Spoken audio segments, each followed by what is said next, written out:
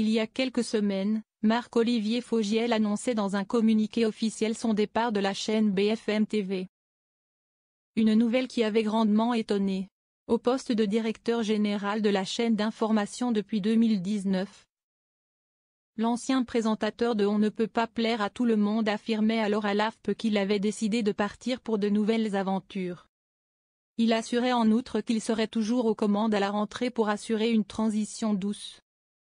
Dans la foulée, le groupe RMC-BFM annonçait l'arrivée de Fabien Amias, débauché de LCI, pour le remplacer.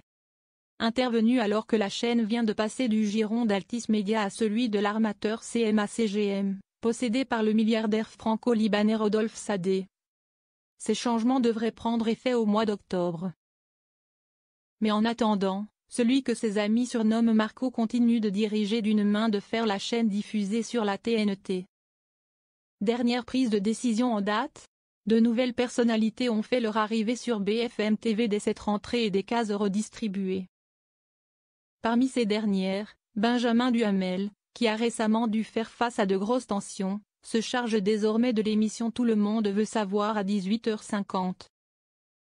Il est suivi de Éric Brunet et Alice Darfeuille, qui animent Liberté, Égalité, Brunet à 20h.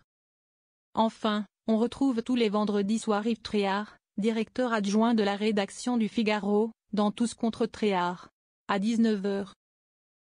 Marc-Olivier Fogiel quitte BFM TV sur de bons scores d'audience. Du côté des audiences, Marc-Olivier Fogiel peut là encore se targuer de laisser derrière lui un navire en bon état de marche. Au mois d'août, BFM TV se place une nouvelle fois première chaîne d'info avec 2,5% de PDA. Idem en juillet avec une PDA à 3,4%.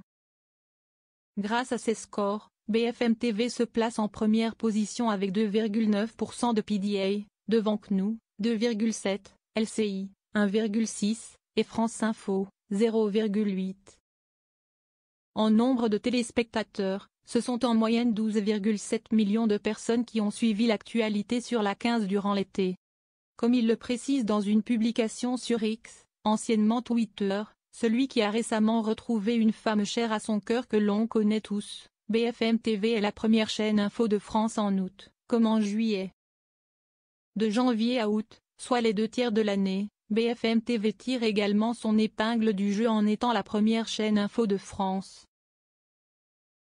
De quoi ravir le journaliste qui en a profité pour célébrer les personnes à l'origine de ce succès. Merci à vous et aux équipes, termine-t-il en s'adressant au public. Un joli succès pour celui dont on ignore encore les plans futurs. Affaire à suivre.